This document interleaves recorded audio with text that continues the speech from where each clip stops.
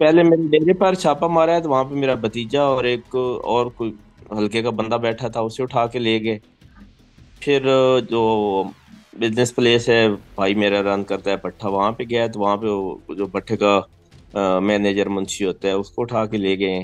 बीवी और बेटी को उठा कर ले गए और बीवी से फोन करवाया है कि जी आप यहाँ पर पहुंचो, मैं ठीक हालत में नहीं हूँ। हम एक नजरिए के साथ खड़े हैं और इमरान खान साहब के साथ खड़े हैं।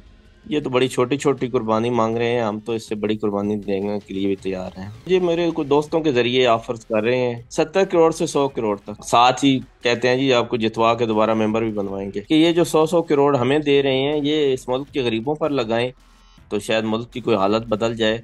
इसका मतलब है हम लोग गरीब तो नहीं है हमारा मुल्क, अगर 100 100 करोड़ एक एमएनए को आप खरीदने पर दे रहे हैं। ये लोगों पे कोई फलाह बहबूद पर लगाते तो शायद मुल्क की कोई हालत बेहतर हो जाती, गरीबों की हालत बेहतर हो जाती। वेलकम सियासत और पीके से मैं हूं कार बगा। इस वक्त मेरे साथ मौजूद हैं एमएनए पाकिस्तान तहरीक इंसाफ शफकत अवान। शफकत अवान साहब, इतलात हैं कि आप रपोश हैं। इस वक्त रपोश क्यों है, पहले तो ये। जी जी, सिर्फ मैं नहीं, हमारे पंजाब के तमाम एमएनए रिपोर्ट हैं। सर रपोश क्यों है? आप तो मेंबर कौमी असम्बली हैं, आपने तो कानून साजी करनी होती है, आप छुपे हुए हैं। क्या करें, लोगों को जब उठा के ले जाएं, लोगों को घर वालों को उठा के ले जाएं। एक हमारा एमएनए है फैसलाबाद से, सादुल्ला बलोच, वो नहीं मिले तो उसकी बीवी और बेटी को उठा कर ले गए और बीवी से फोन करवाया है कि जी आप यहाँ पर पहुंचो, मैं ठीक हालत में नहीं हूँ। वो बेचारा वहां पे गया है और फिर उसको बिठा लिया और उस दिन ले भी आए थे उसको कानून साजी के लिए और आईनी तरमीम जो करना चाहते हैं। लेकिन वो तो ना हो सकी और अब वो महफूज है, शुक्र अल्हम्दुलिल्लाह। और सभी लोगों की यही पोजीशन है, किसी पे छापे, किसी को उठा लिया, किसी को जो कुछ इनसे हो सकता है। और फिर ऑफर्स मुख्तलिफ किस्म की। आपको कोई ऑफर शॉफर दी गई अभी तक? जी मुझे मेरे कुछ दोस्तों के जरिए ऑफर्स कर रहे हैं, अल्लाह ना करे क्या ऑफर है कोई। सर? कोई गॉड फादर कहता था ऐसी ऑफर दूंगा कि तुम इनकार नहीं कर सकोगे। कोई ऑफर जी है? 70 करोड़ से 100 करोड़ तक। 70 करोड़ से 100 करोड़ तक? जी, और उसके एवज आपने क्या करना है? हमने आईनी तरमीम में वोट देना है इनको। आईनी तरमीम में वोट देंगे, आप फिर डी सीट हो जाएंगे तो कोई टिकट की भी फिर साथ यकीन हानि। जी जी, फिर वो साथ ही कहते हैं जी आपको जितवा के दोबारा मेंबर भी बनवाएंगे। बहरहाल ये एक दिलचस्प है। आपके सर कारोबार पर, भट्ठे पर छापा मारा गया। आपके कजन को, भतीजे को, बहुत से लोगों को हरासा किया गया, कुछ को गिरफ्तार भी किया गया। क्या इतलात है? पहले मेरे डेरे पर छापा मारा है तो वहां पे मेरा भतीजा और एक और कोई हल्के का बंदा बैठा था, उसे उठा के ले गए।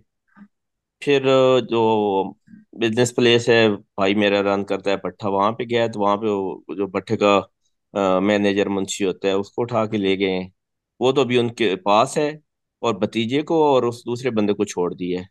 फिर दोबारा डेरे पर गए हैं तो वहां पर कोई नहीं मिला, क्योंकि वो सारे जो डेरे पे रहने वाले दोस्त थे, मेरे भतीजे भाई, वो साइड पर हो गए थे। तो ये सूरत हाल है। कितने मजबूत हैं सर? जब बात फैमिली पर आ जाती है, खानदान पर, तो हमने रोते हुए भी देखा है, हमने सियासत छोड़ते हुए भी देखा है, हमने लोगों को वोट देते हुए भी देखा है। मैं 3 दफा पहले भी उठाया गया हूँ इलेक्शन से पहले। 3 दफा हो के आया हूँ। एक दफा 10 मई को, एक दफा 5 अगस्त को और एक दफा 27 जनवरी को, इलेक्शन से 10 दिन पहले। तो शुक्र अल्हम्दुलिल्लाह, ये कोई एहसान नहीं है किसी पर। हम एक नजरिए के साथ खड़े हैं और इमरान खान साहब के साथ खड़े हैं। ये तो बड़ी छोटी छोटी कुर्बानी मांग रहे हैं, हम तो इससे बड़ी कुर्बानी देने के लिए भी तैयार हैं, कोई इशू नहीं। बड़ी कुर्बानी कहाँ तक? जान जाने तक। अच्छा, बहरहाल आप माजी का तजर्बा बताएंगे, कब कब कहाँ कहाँ लेकर गए, क्या कुछ होता रहा? पहली दफा तो मुझे उठा के ले गए थे तो सीएए में रखा था, एक 780 का पर्चा दिया था। वो फिर मुझे डिस्चार्ज कर दिया जज साहब ने। फिर मुझे एमपीओ के तहत जेल में रखा 28 दिन, जब 5 अगस्त को ले गए थे। और जब 27 जनवरी को ले गए थे तो फिर कुछ और लोग ही ले गए थे, उन्होंने अपने पास रखा। साथ मेरे 2 भाई थे, एक भतीजा था, कुछ दोस्त थे, तो फिर उनके पास थे। और उन्होंने अपनी कोशिश की तोड़ने की, लेकिन शुक्र अल्हम्दुलिल्लाह अल्लाह ने इस्तेकामत दी। ठीक है, तो अभी आप पाकिस्तान तहरीक इंसाफ के तमाम एमएनए कहीं पर इकट्ठे ही महफूज हैं? जी हम इकट्ठे तो नहीं हैं, मुख्तलिफ जगह पर हैं, लेकिन तमाम महफूज हैं। और कोई हलफ शलफ आपस में लिया हुआ है, कोई अहद किया हुआ है क्या, एक दूसरे को यकीन दिलाया हुआ है? मेरे ख्याल में जरूरत नहीं है, सारे लोगों को पता है कि कोई बंदा भी ऐसा नहीं, मैंने तो किसी का शायबा भी नहीं है कि खुदा न खास्ता कोई इमरान खान को छोड़ दे। ठीक है, तो ये जो प्रोटेस्ट हो रहे हैं, इन प्रोटेस्ट में पहले तो आप पर तनकीद आई तमाम लोगों पर कि आप लोग बाहर नहीं निकले। फिर एक नोटिफिकेशन आया कि आप लोगों को बाहर नहीं निकलना, पार्टी की हिदायत हैं कि आप लोग महफूज रहें। ये प्रोटेस्ट जो हम है। तो इसमें बड़ी रिक्वेस्ट भी की है हमने पार्टी के से कि हमें जाने दें, लेकिन खान साहब की डायरेक्शन है और फिर पार्टी की डायरेक्शन है, पॉलिटिकल पार्टी की मीटिंग में भी यही डिसाइड हुआ है कि कोई एमएनए जो है वो प्रोटेस्ट में नहीं जाएगा, क्योंकि वो लोग उठाए जा रहे हैं। जब तक ये तरमीम वाला मामला जो है ये साइड लाइन नहीं हो जाता, इतने तक एमएनए कोई भी प्रोटेस्ट में नहीं जाएगा। वैसे बड़ा हैरान कुन है सर, आप एमएनए हैं और आप इतने छुपे हुए हैं। आप बाहर नहीं निकल सकते और ये आप, हैरान कुन है बस सर। ये अलमिया है, डेमोक्रेटिक मुल्क है हमारा सो कॉल्ड, और आप देख लें कि पार्लियामेंटेरियंस की ये हालत है कि वो चुप के बैठे हुए हैं। तो ये ऑफर्स कौन करता है सर, 70 करोड़ से लेकर 100 करोड़ तक? ये मुख्तलिफ लोग करते हैं, अब तो गवर्नमेंट के अपने कुछ लोग भी इन्वॉल्व हैं इसमें, उनके एमएनए वो बस मुख्तलिफ किसी के दोस्त को कहा, किसी के भाई को कहा, और मुख्तलिफ जरिए ढूंढते हैं एमएनए तक पहुंचने के। ये वफाकी गवर्नमेंट के पास इतना पैसा है कि ये आराम से एक। यही तो मैं सोच रहा था कि ये जो 100-100 करोड़ हमें दे रहे हैं ये इस मुल्क के गरीबों पर लगाएं, तो शायद मुल्क की कोई हालत बदल जाए। इसका मतलब है हम लोग गरीब तो नहीं है हमारा मुल्क, अगर 100-100 करोड़ एक एमएनए को आप खरीदने पर दे रहे हैं, ये लोगों पे कोई फलाह बहबूद पर लगाते तो शायद मुल्क की कोई हालत बेहतर हो जाती, गरीबों की हालत बेहतर हो जाती। ठीक है, शफकत अब्बास साहब, मुझे एक और चीज भी बता दें कि आप रुपोश हैं, आप बाहर नहीं निकल सकते, प्रोटेस्ट होता है, अली अमीन गंडापुर साहब बीच चौराहे में प्रोटेस्ट को छोड़कर गायब हो जाते हैं, और फिर खबर ये भी आती है कि अडयाला जेल में इमरान खान साहब की जान को भी खतरा है, क्या कहेंगे? सबसे ज्यादा जो इस वक्त कंसर्निंग चीज है पूरी पीटीआई के लिए, पूरे पाकिस्तान के लोगों के लिए, वो इमरान खान साहब की लाइफ है। और हम ये समझ रहे हैं कि उनको लाइफ थ्रेट है, और हमें जो मिलने नहीं दिया जा रहा, इसके पीछे को बहुत बड़ी खुदा न खास्ता स्टोरी है। सबसे बड़ी परेशानी हमारे लिए इस वक्त जो है वो यही है कि खान साहब से मुलाकात नहीं हो पा रही। और मोहसिन नकवी साहब वजीर दाखिला कहते हैं कि हमने नरम रियासत का जो तस्वर है उसे खत्म करना है। हाँ, अफसोस, सद अफसोस उनकी ये स्टेटमेंट सुन के। वो पॉलिटिकल तो पहले भी नहीं थे, वो एक खास कबीले से तल्लक रखते हैं, काकड़ साहब हों वो हों, ये और वो वाडा साहब हों, तो इनका सियासत से तो कोई तल्लक नहीं है। जिस कबीले से ये तल्लक रखते हैं वहां पे नरमी की बात ही नहीं होती, वहां पे सख्ती की होती है। तो फिर अली मीन गंडापुर साहब उनके साथ बैठ के ग्रैंड जिरगा करते हैं सर, आपके वज़ीर आला हैं केपी के।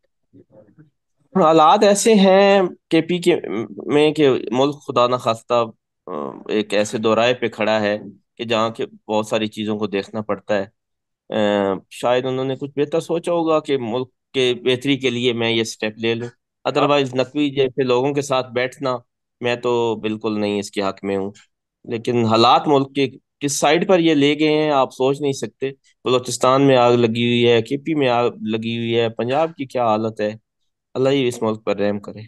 सर, आपके बहुत से एमएनएस ने बरसर सैफ की जो स्टेटमेंट थी उससे लातल्फी का ऐलान किया, और उसके बाद फिर अचानक गंडापुर साहब की नकवी साहब के साथ बैठकर जो ग्रैंड अलायंस जगह हुआ, बजाय इसके कि आप लोगों की तरफ से कोई मजम्मत आती, कोई ऐसी स्टेटमेंट नहीं, आती। मजम्मत आई है, हमारी जो पॉलिटिकल पार्टी है उसने मजम्मत की है इसकी, लोगों को वहां पे जो लोग मरे हैं, जो जख्मी हुए हैं, और जिस तरह अटैक किया गया है उन पर, हमारी पॉलिटिकल पार्टी ने उसकी बकायदा मजम्मत की है। सर, ये जो ग्रैंड जिरगा किया गया, बुनियादी स्टेक होल्डर्स के बगैर ये जिरगा कैसे हो सकता है?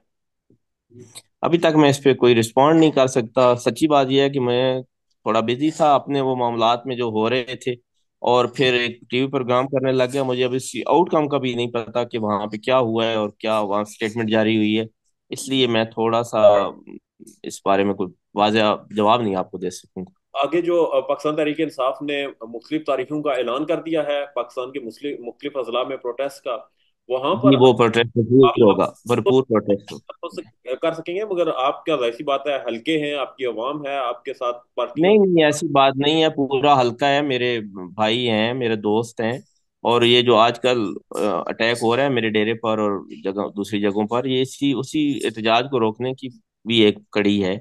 और हम एहतजाज करेंगे, बिल्कुल भरपूर एहतजाज होगा। रिटेलिएट कैसे करेंगे सर? ये जो कुछ आपके इस वक्त जिस तरह से छापे मारे जा रहे हैं, मुतअद्दिद दफा, एक एक दिन में 4-4 दफा जो छापे ये तो मारे। पहली बार बार तो हुआ नहीं है।